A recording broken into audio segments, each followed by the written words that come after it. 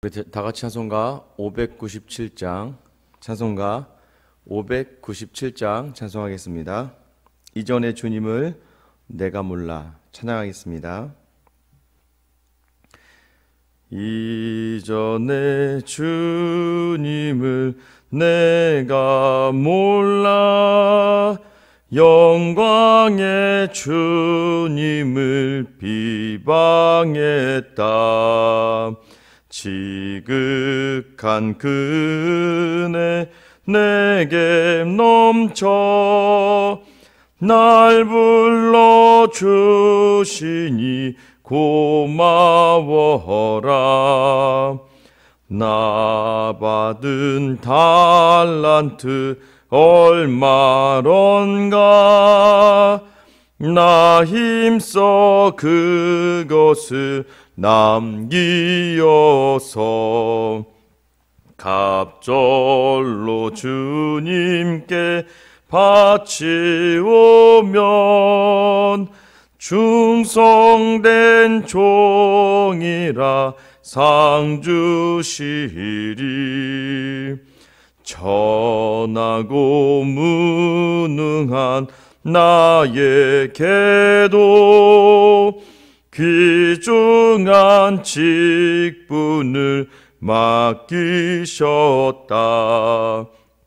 그 은혜 고맙고 고마워라. 이 생명 바쳐서 충성하리. 나 하는 일들이 하도 적어 큰 열매 눈앞에 안 배워도 주님께 죽도록 충성하며 생명의 면류관 얻으리라. 아멘. 오늘 우리에게 주시는 말씀은 디도서입니다. 오늘부터 디도서를 하는데요, 디도서 1장 1절부터 4절까지 말씀입니다. 디도서 1장 1절부터 4절까지 말씀, 우리 같이 한 목소리로 함께 읽겠습니다. 하나님의 종이요 예수 그리스도의 사도인 나 바울이 사도된 것은 하나님이 택하신 자들의 믿음과 경건함에 속한 진리의 지식과 영생의 소망을 위함이라. 이 영생은 거짓이 없으신 하나님이 영원 전부터 약속하신 것인데 자기 때에 자기의 말씀을 전도로 나타내셨으니 이 전도는 우리 구주 하나님이 명하신 대로 내게 맡기신 것이라. 같은 믿음을 따라 나의 참 아들 된 디도에게 편지하노니 하나님 아버지와 그리스도 예수 우리 구주로부터 은혜와 평강이 내게 있을지어다. 아멘. 할렐루야. 우리 성도님들 연휴 마지막 날입니다. 각 가정을 정말 믿음으로 잘 섬기시고 올라오는 길인가요? 여러분, 만약에 좀 마음에 실수한 부분이 있고 서운한 부분이 있었다면 오늘 하루가 또 남았습니다. 우리에게 시간이라는 것은 늘 기회이지요. 이전 것을 보면서 후회하고 낙심하지 마시고 또 억울해하지 마시고 오늘 내게 주신 하나님의 시간을 바라보면서 다시 한번 믿음으로 오늘을 살아내는 저 여러분 되시기를 예수님의 이름으로 축원합니다. 지난주에는 이제 명절이 되면은 이제 이전에 섬겼던 교회 목사님들을 찾아뵙게 돼요. 찾아뵙게 되면은 참 제가 많은 도전을 받고 또 많은 격려를 받게 됩니다. 참 이번에 좀 색달랐던 것은 제가 이제 오히려 뭐 챙겨드리고 넉넉하게 드려야 되는데 이전에 섬겼던 청년부 시절 은사 목사님께서는 오히려 뭐 저를 더 걱정해 주시고 뭐 하나라도 더 막 주시려고 하시더라고요. 그러면서 저희 목회에 대해서 많은 위로와 격려를 해주시고 또 잘하고 있다라고 칭찬해 주시면서 그 길에 대해서 굉장히 긍정적으로 말씀해 주시고 또 이전에 담임 목사님으로 섬겼던 목사님이 이제 은퇴하셨으니까 갔는데 사모님이 아마 저희 가정이 좀 분주하고 힘드실 거 아니까 이렇게 반찬을 준비해 주셨어요. 참 감사했습니다. 그 마음, 그러니까 저희 가정을 생각해 주시는 마음들, 그 여전히 저희를 위해 격려해 주시고 응원해 주시는 마음들, 그 두 분의 목사님을 만나면서 참 저는 감사한 게, 저의 본이 되어 주시고 또 앞으로 제가 나아갈 때에 항상 어떤 문제나 어려움이 있을 때 상의 드릴 수 있고 연락 드릴 수 있는 그런 분들이 있다는 것, 그게 이제 목회의 자리에서 아마 혼자라고 느껴지지 않는 것 같습니다. 여러분에게는 어떤 스승이 있습니까? 제가 다시 한번 1년에 제가 수차례 이야기합니다. 다시 여러분 안에 이런 믿음의 스승들을 담아낼 수 있는 그런 결단이 있게 되기를 정말 간절히 원해요.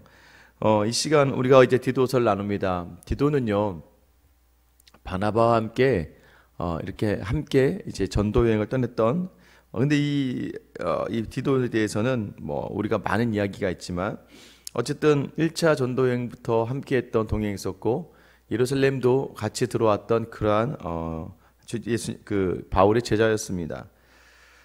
바울은요, 어느 날 이 디도를 그레데 섬에 남겨두게 됩니다. 그레데 섬에 세운 교회, 가정교회에 이 디도를 섬기게 하는 거예요.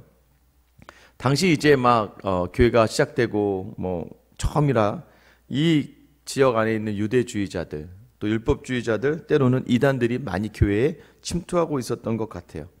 근데 이런 이단의 가르침으로 말미암아 교회가 흐트러지게 하니까 이 바울은 디도에게 네가 온전한 가르침을 해야 된다라고 하면서 이 디도에게 바울이 주는 목회적 지침에 대한 내용들을 담고 있는 것이 바로 이 디도서입니다. 오늘 1절 말씀 보면은 바울 자신을 어떻게 소개하는지 볼 수 있어요. 1절 보시면 하나님의 종이요 예수 그리스도의 사도인 나 바울이 사도된 것은, 이렇게 돼 있죠.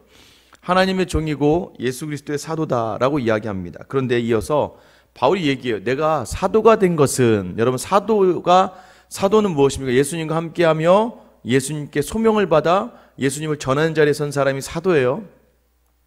그러면 그 바울은 그 사도된 사람들의 목적이 무엇인지에 대해서 이야기하고 있습니다. 한번 그 뒤에 읽어볼까요? 하나님이 택하신 자들의 믿음과 경건함에 속한 진리의 지식과 영생의 소망을 위함이라 라고 이야기합니다. 그러니까 사도가 되는 목적은 하나님의 택하신 자들의 믿음을 위해서이다, 또 경건함 속의 진리의 지식을 위해서다, 영생의 소망을 위하여 부르신 것이다 라고 이야기해요. 그러니까 쉽게 얘기하면 우리를 하나님께서 특별한 소명을 주시는 이유는 믿음 있는 자들을 위해서예요. 우리에게 주신 이 자리가 믿음이 있는 누군가를 그 믿음으로 온전히 세우기 위해서고요.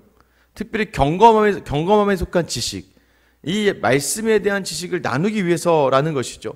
그 또 하나는 무엇입니까? 영생의 소망, 천국 백성으로서의 그 구원의 소망을 위하여 우리를 부르셨다는 거예요. 그럼 반대로 우리가 먼저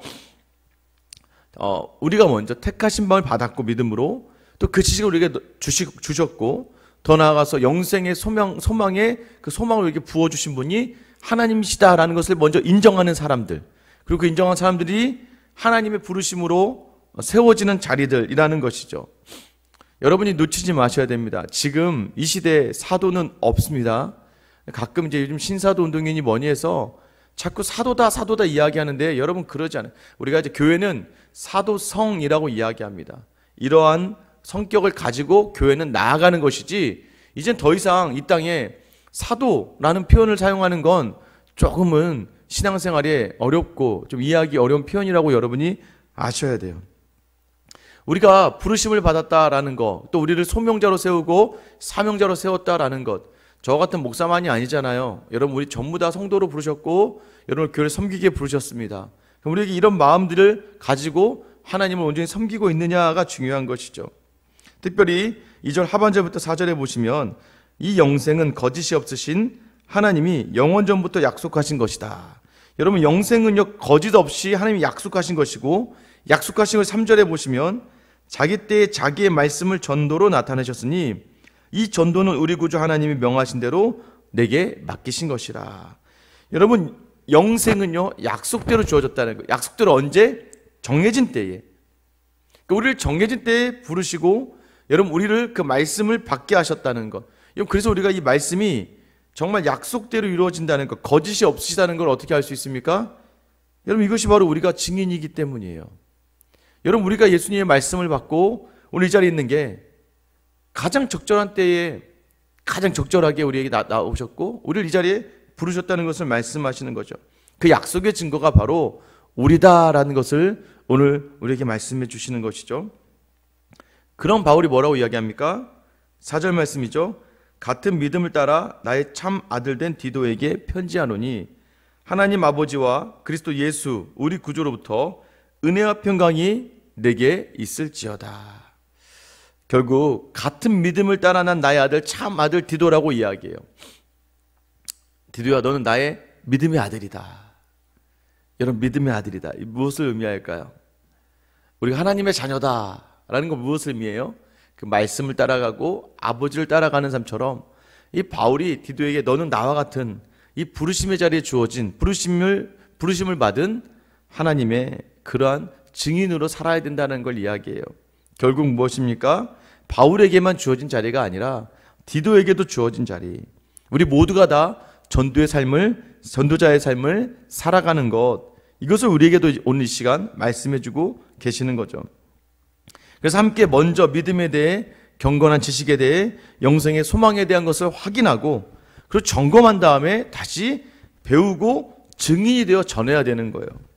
여러분, 그레데 섬은요 가장 거짓말을 잘하고 악랄했던 섬이라고 이야기해요. 사람들이 그렇게 거짓말을 잘하고 악랄했대요. 악하다는 평가를 받는 곳입니다. 성경에서 이렇게 기록되어져 있어요. 여러분, 이 그레데 섬에서 사역을 하는 이 디도, 말씀을 전해야 되는 이 디도에게 너 혼자만의 자리가 아니라 함께 믿음으로, 같은 믿음으로 선 우리를 기억하라는 것이죠. 바울이 이 디도를 위로하고 디도를 향해 권면하는 거예요. 여러분, 우리가 사는 이 세상은요 이런 세상입니다. 우리를 속이려고 하고 우리를 넘어뜨리려고 그래요. 여러분, 그때마다 우리가 놓치지 말아야 될 것은요, 우리가 이 자리에 선 것은 우리 혼자의 힘이 아니고 우리가 잘해서가 아니라는 거예요. 먼저 하나님께서 우리에게 그 은혜를 주시고 더 나아가서는 하나님이 우리에게 귀한 믿음의 동역자들, 믿음의 선배들을 불러주시고 이 자리에 세우신 것처럼 우리가 혼자라고 느끼지 마시고 우리가 이 세상을 향해 우리의 가족과 직장과 모든 사회적 자리를 향해 나아갈 때에요, 여러분, 우리와 함께 하신 하나님, 또 우리 돕는 많은 믿음의 동역자들이 있다는 것을 기억하시고 우리가 배운 그대로 같은 믿음으로 나아갈 수 있어야 되는 거예요. 초두에도 말씀드렸지만 연휴의 마지막입니다.